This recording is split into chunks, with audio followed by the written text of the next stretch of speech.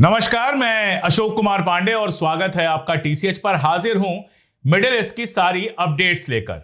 Iran पर हमले हो रहे हैं लगातार। अभी थोड़ी देर पहले जब मैं ये वीडियो करने आया था तो ये खबर आई और वीडियोस कुछ है जिसमें तेहरान के ऊपर हमलों की खबर है कि तेहरान के ऊपर नए सिरे से हमले किए गए हैं। इसके अलावा इस्फहान में और बाकी सारी जगहों पर भी हमले किए गए हैं।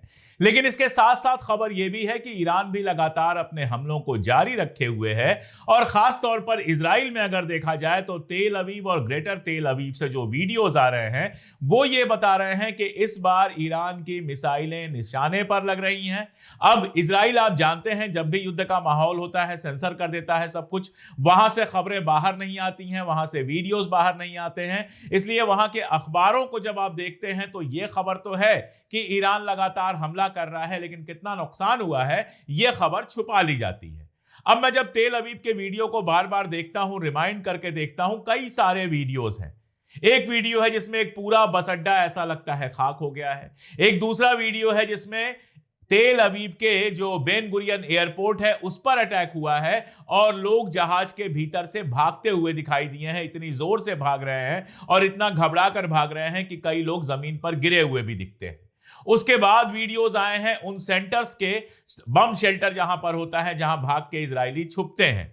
वहां अफरा तफरी के माहौल जैसी कंडीशन है और कई लोग आर्मी का ड्रेस पहनकर वहां पर बैठे हुए देखे गए। अब इसके मानी क्या है ये तो बाद में ही समझ में आएंगे। इसके अलावा वीडियोस हैं जिसमें कार तहस नहस पूरी तरह से हो गई है, बिल्डिंग से धुआं निकल रहा है। एक वीडियो वहां की एक जर्नलिस्ट, एक पत्रकार ने पोस्ट किया जिसमें उन्होंने बताया कि उनकी बिल्डिंग के सारे शीशे जो हैं वो टूटकर गिर गए हैं, यानी आसपास कहीं धमाका हुआ है और बड़ा धमाका हुआ है।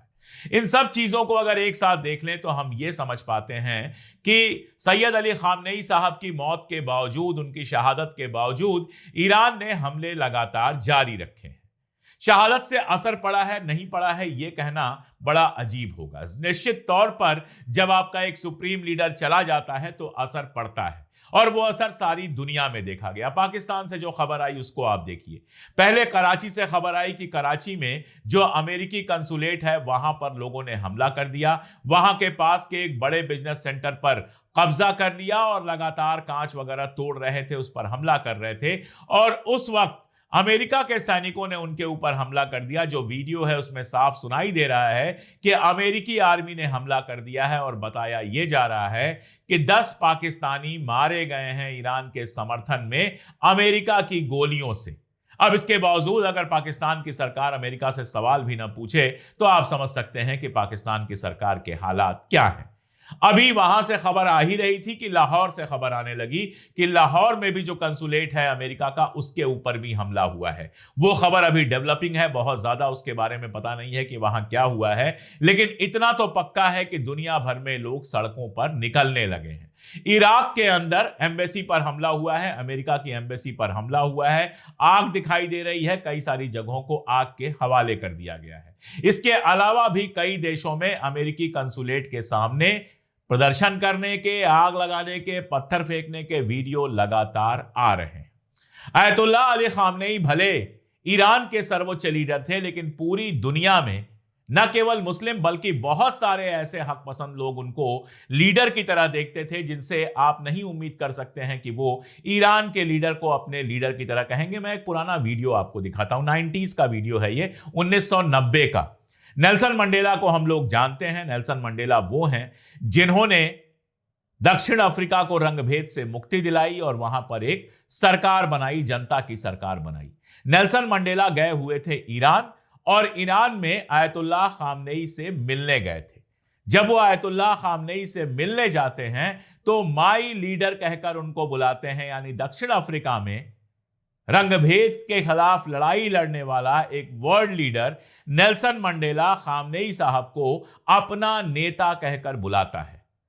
अमेरिकी प्रचार तंत्र जैसे फैलाता है, जैसे सब कुछ करता है, आप जानते हैं। हिजाब को लेकर बहुत ज्यादा तमाशा किया गया। अगर पर्सनली मुझसे आप पूछिए तो मैं भी किसी ऐसे नियम के खिलाफ हूं जिसमें किसी औरत को हिजाब पहनने पर पाबंद किया जाए या फिर उससे हिजाब छीना जाए, जैसा इसके पहले के राज में जब शाह रजा पहलवी थे तब हुआ था। मैं दोनों जबरदस्तियों के खिलाफ हूं। ये औरतों की मर्जी होनी चाहिए कि वो हिजाब पहने या ना पहने, लेकिन मेरी बात यहां पर नहीं है। मैं एक वीडियो आपको दिखाने जा रहा हूं। यह आज का वीडियो है। इस वीडियो में एक औरत, एक महिला है जिनके बाल खुले हुए हैं, यानी हिजाब उन्होंने नहीं पहना है, और ये ईरानी महिला है। जाहिर तौर पर रिजीम की उस तरह की समर्थक नहीं होंगी, लेकिन ये कह क्या रही हैं वो इंपॉर्टेंट है। ये कह रही हैं अमेरिका 40 सालों से लगातार ईरान पर हमला कर रहा है। अभी तक अगर हमने न्यूक्लियर बम बना लिया होता तो उसकी हिम्मत नहीं होती हमला करने की, और अब हमें न्यूक्लियर बम बना लेना चाहिए। और उनके साथ लोग नारा लगाते हैं कि ईरान के लीडर्स अब न्यूक्लियर बम बना लो। इस बात को समझना चाहिए कि ईरान के पास अगर अभी तक न्यूक्लियर बम नहीं है तो उसकी इकलौती वजह यह थी कि खामनेई साहब का फतवा था कि न्यूक्लियर बम नहीं बनाना है। अब जब खामनेई साहब नहीं है और ईरान की जनता न्यूक्लियर बम बनाने की मांग कर रही है, तो कोई नहीं है जो न्यूक्लियर बम को रोक सके। बहुत सारे लोगों को लगा कि अरे लीडर खत्म हो गया, अब क्या होगा। खामनेई साहब ने अपने जीते जी पूरी एक लिस्ट बना दी थी। 4 लोगों की लिस्ट है, यानी आयतुल्लाह खामनेई की डेथ हुई तो उनके बाद कौन बनेगा, उसके बाद कौन बनेगा, और उसके बाद कौन बनेगा। और यह लिस्ट उन्होंने कोई अकेले बैठकर नहीं बनाई थी। जो पूरी कमेटी है उसने बैठकर, जो पूरी लीडरशिप है उसने बैठकर 4 लोगों की एक लिस्ट तैयार कर ली थी, जिसमें सबसे पहला नाम बताया जा रहा है मुज्तबा खामनेई का। ये आयतुल्लाह साहब के बेटे हैं, और यह गलत खबर है। कल का जो अटैक हुआ है उसमें आयतुल्लाह साहब की बेटी मारी गई है, उनके दामाद मारे गए हैं, उनकी पत्नी मारी गई हैं, अहलिया मारी गई हैं, लेकिन उनके बेटे मुज्तबा खामनेई बिल्कुल सेफ हैं। और माना यह जा रहा है कि अभी तो 3 लोगों की कमेटी बनाई गई है, लेकिन असल में लीडरशिप मुज्तबा खामनेई के पास ही जाएगी। और यह केवल आयतुल्लाह खामनेई की लीडरशिप का मामला नहीं है। जितनी इंपॉर्टेंट पोस्ट हैं, चाहे वो प्राइम मिनिस्टर की हो, चाहे फॉरेन मिनिस्टर की हो, चाहे रक्षा मंत्री जिनकी डेथ हो गई, जितनी भी पोस्ट हैं, चाहे आईआरजीसी के कमांडर हो, इन हर पोस्ट के साथ एक पूरी बना दी गई है लिस्ट कि इसके बाद ये जगह लेंगे, इसके बाद ये जगह लेंगे, इसके बाद ये जगह लेंगे। ये कोई ऐसी चीज नहीं थी जिसका अंदेशा नहीं था।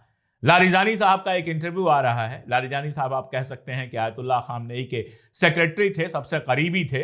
उनका एक इंटरव्यू आ रहा है जिसमें वो साफ साफ कह रहे हैं कि हमने आयतुल्लाह खामनेई साहब से कहा था कि आप किसी सेफ बंकर में छिप जाइए, लेकिन उन्होंने कहा कि मेरी जान इतनी इंपॉर्टेंट नहीं है और मैं जाके सेफ बंकर में नहीं छुपूंगा, मैं अपने घर में ही रहूंगा, जिसको जो करना है वो करे। ये जिद और ये भरोसा छोटी मोटी चीज नहीं होती है। और लारिजानी साहब ने आगे भी कहा कि हमें पहले से अंदेशा था, और रहबर को भी पहले से अंदेशा था कि ऐसा हो सकता है, इसीलिए उनका जो सक्सेशन है वो पहले से प्लान कर लिया गया है। इसके अलावा वो बात दोहराई लारिजानी ने कि अमेरिका ने आक्रमण कर दिया है, अमेरिका ने हमारे रहबर को हमसे छीन लिया है, इसका बदला पूरी तरह से लिया जाएगा, और वो बदला दिखाई दे रहा है। ये 2 लेवल पर है। इजराइल में तो हमला हो ही रहा है, और साथ में जो हमले हो रहे हैं, आज फिर हमले हुए हैं कई सारे अमेरिकन बेसिस पर जो दूसरे अरब मुल्कों में हैं। इन सब के बीच एक खबर चला रहा है, अमेरिका से खबर चल रही है, और वाशिंगटन पोस्ट की खबर आई है। मैं बता दूं, ये वही वाशिंगटन पोस्ट है जिसने अभी कुछ दिन पहले ये लिखा था कि ईरान में हमला हो जाना चाहिए, जो मादुरो की सत्ता बदलने की बात कर रहा था, जो इराक वार के समय भी ये बात कर रहा था कि इराक पर वार हो जाना चाहिए। यानी ये अखबार हमेशा इजरायली हितों के हिसाब से बात करता रहता है। यह अखबार कल से यह खबर चला रहा है कि MBS यानी सऊदी के क्राउन प्रिंस लगातार फोन कर रहे थे और प्रेशर बना रहे थे ट्रंप के ऊपर कि ट्रंप किसी भी तरह से ईरान पर हमला करे। यानी सऊदी अरब के क्राउन प्रिंस चाहते थे, इस अखबार के अनुसार, कि ईरान के ऊपर हमला हो। अब इसको लेकर बहुत सारा शोर हो रहा है, सऊदी अरबिया के खिलाफ बातें हो रही हैं, सब कुछ हो रहा है। देखिए ना, आपके पास यह जानने का कोई तरीका है, ना हमारे पास जानने का कोई यह तरीका है कि यह जो खबर छपी है यह खबर सही है या जानबूझकर फैलाई गई है। क्यों जानबूझकर फैलाई जा सकती है? अमेरिकन बेसिस पर ईरान ने हमला किया है, और कल रियाद से इस पर बयान भी आया, जाहिर तौर पे मजम्मत करता हुआ बयान आएगा। उसके बाद ईरान के विदेश मंत्री अराक्ची ने इन सब लोगों से फोन पर बात की है, और इन सब लोगों से फोन पर बात करके कहा कि हमारा निशाना आप नहीं है। जिस जमीन पर अमेरिकन बेस है वो आपकी जमीन नहीं है, भले वो आपके मुल्क के अंदर आती हो, लेकिन वो अमेरिकन जमीन बन जाती है, क्योंकि अमेरिका की आर्मी वहां पर रह रही है, अमेरिका की आर्मी के साजो सामान वहां पर हैं, और वहां पर जो रडार लगे हैं, जो इंटरसेप्टर्स लगे हैं, वो इजराइल के साथ हमारी लड़ाई में उनकी मदद करते हैं, इजराइल की मदद करते हैं, हमारी तो कर ही नहीं सकते। तो वो हमारे लिए निशाना है, उनको हम निशाना बनाएंगे। आप कल से लेकर आज तक सारे हमलों को देख लीजिए तो रेजिडेंशियल इलाके में एक भी हमला नहीं हुआ है। बहरीन में जिस बिल्डिंग पर हमला हुआ उसमें अमेरिकी सैनिक रह रहे थे, और बहरीन की इंटेलिजेंस ईरान के पास बहुत कायदे से है। जो लोग जानते हैं, इस बात को समझते हैं, वो बेहतर है। जो नहीं समझते हैं, कभी समझा दूंगा। अगर आप दुबई में देखें तो अमेरिकन सेंटर्स पर ही हमले हुए हैं, इंटरसेप्टेड मिसाइल्स नीचे गिरी होंगी। रियाद में अमेरिकन सेंटर पे हमले हुए हैं, कुवैत में अमेरिकन सेंटर पे हमले हुए हैं। कहीं भी किसी ऐसे बिजनेस इंटरेस्ट या ऐसी जगह पर हमला नहीं हुआ है जो नहीं होना चाहिए था। तो ईरान इस बात को लेकर बिल्कुल क्लियर है कि अमेरिकन बेसिस पर वो हमला करेगा।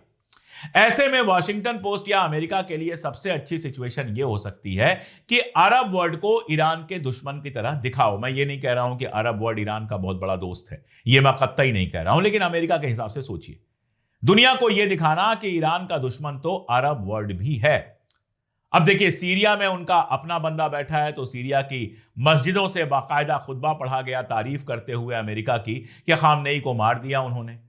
इस बात पर खुशी जाहिर की गई कि खामनेई को मार दिया उन्होंने।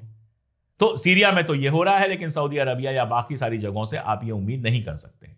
वहां ईरान विरोधी माहौल बनाने के लिए या दुनिया को यह बताने के लिए कि ईरान के खिलाफ लड़ाई में अरब मुल्क भी शामिल हैं, यह बात फैलाई जा सकती है कि सऊदी अरब के क्राउन प्रिंस लगातार फोन करके यह दबाव बना रहे थे कि ईरान के ऊपर हमला किया जाए। अब यह सच है या नहीं है, यह फिलहाल हमें पता नहीं है, और कोई तरीका किसी के पास नहीं है जिससे यह पता लगाया जा सके कि यह सच है या नहीं है। एमबीएस खुद कोई बयान दे दे तो बात अलग है, लेकिन अभी तक तो एमबीएस का ऐसा कोई बयान आया नहीं। यह मैंने आपसे पहले दिन से कहा था कि ऐसा नहीं है कि इसमें ईरान का नुकसान नहीं होगा। यह बिल्कुल तय बात है कि अमेरिका और इजराइल जब बमबारी करेंगे तो ईरान का नुकसान होगा, और खबरें आ रही हैं, तस्वीरें आ रही हैं जिसमें साफ दिख रहा है कि ईरान का नुकसान हुआ है। लेकिन अगर सिर्फ ईरान के नुकसान को देखेंगे तो यह एक तरफा खबर होगी।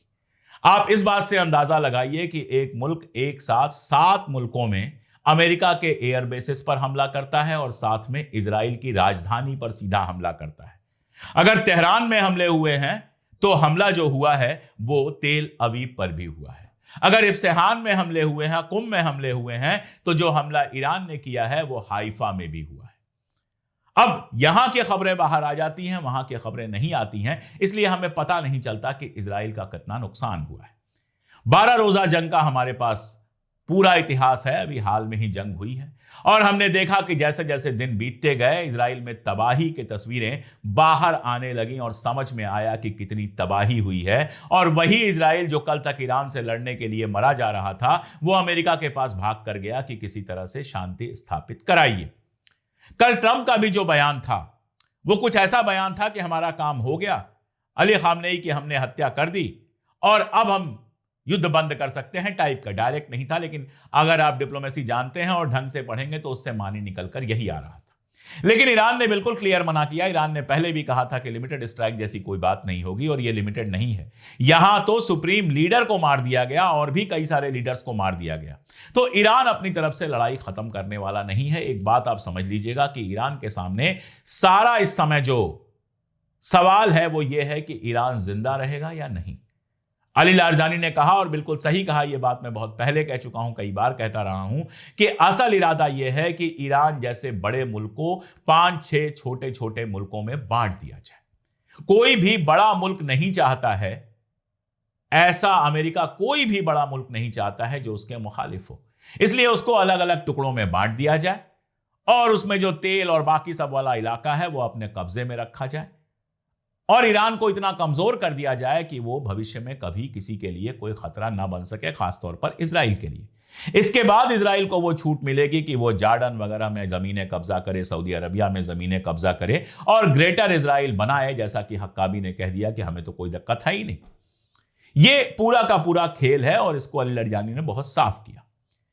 तो ईरान के सामने प्रॉब्लम एग्जिस्टेंस की है, वजूद की प्रॉब्लम है। अगर इस समय ईरान झुकता है तो उसका वजूद खत्म हो जाएगा, इसमें कोई दो राय नहीं। और इसीलिए ईरान अपनी पूरी ताकत झोंकेगा, इस बात में भी किसी को कोई आश्चर्य नहीं होना चाहिए। इसीलिए वो जो दूसरा ट्रूथ सोशल पर बयान आया था ट्रंप का, उसमें उसने कहा कि ईरान ने कहा है कि वो अपनी पूरी ताकत से हमला करेगा। हम नहीं चाहते थे कि ऐसा हो, लेकिन जब ईरान अपनी पूरी ताकत से हमला करेगा तो हम भी ऐसी ताकत से हमला करेंगे जो अब तक देखी नहीं गई है। जाहिर तौर पर यह लड़ाई वैसी ही होने वाली है जैसी मिडिल ईस्ट में कभी देखी नहीं गई है। इराक आसान था, नाटो की सहायता से आए या आपने सद्दाम के ऊपर कब्जा किया, इराक पर आपका कब्जा हो गया।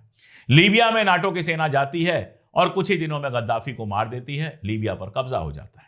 लेकिन ईरान में यह आसान नहीं होगा। पहली बात तो यह कि ईरान की जमीन पर पैर रखने से अमेरिका और इजराइल दोनों की सेना डरेगी।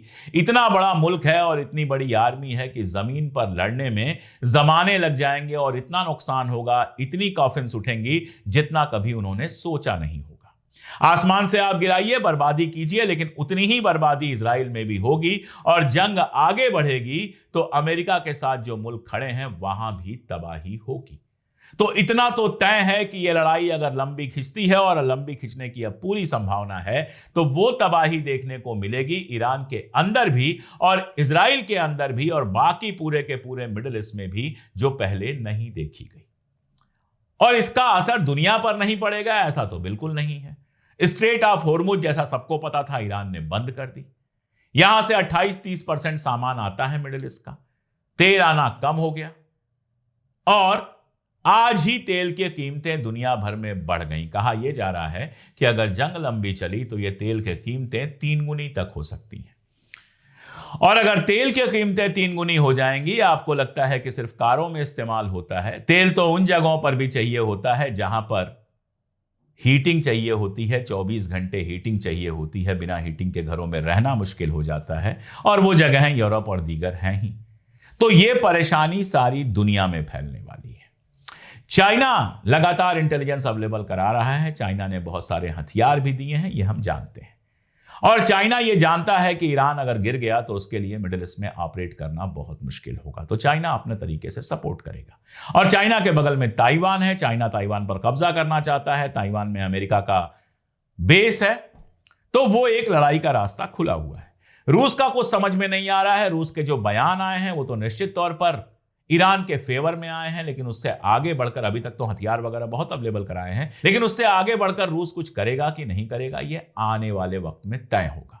लेकिन इतना तय है कि ये चिंगारी जो लगी है ये पूरी दुनिया में जाएगी। और जैसा मैं बार बार कह रहा हूं कि अगर ये लड़ाई लंबी चली तो इसके असरात पूरी दुनिया में दिखाई देंगे। तो फिलहाल ये अपडेट्स हैं, कोशिश करूंगा लगातार जितनी अपडेट दे सकता हूं उतनी अपडेट आपको दूं।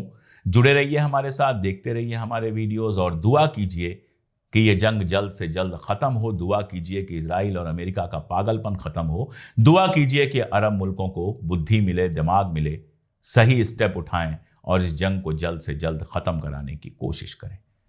दुआ ही कर सकते हैं हम, और क्या करेंगे। अपना ख्याल रखिए, बहुत शुक्रिया।